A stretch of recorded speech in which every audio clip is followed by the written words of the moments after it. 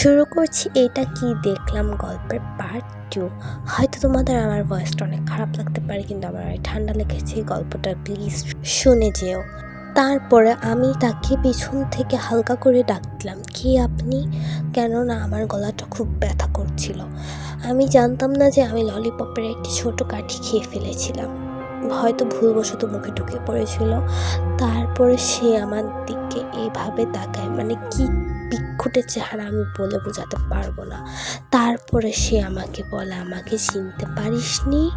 আমি বললাম, কি আপনি? তারপরে সে আমাকে বলে, আমাকে চিনতে পারিসনি? আমি তাকে আবারও বললাম, আমি আপনাকে কি করে চিনবো, আমি কি আপনাকে চিনি? তারপর সে আমাকে বলে, ও ঠিকই তো বলেছিস, আমাকে এই দিকে নার্সেরা মেরে ফেলেছে। আমি বললাম, কিভাবে মেরেছে? তারপরে সে আমাকে তার সাথে হওয়া সবগুলো ঘটনা বলা শুরু করে। সে আমাকে বলে এগুলো কাউকে বলতে না।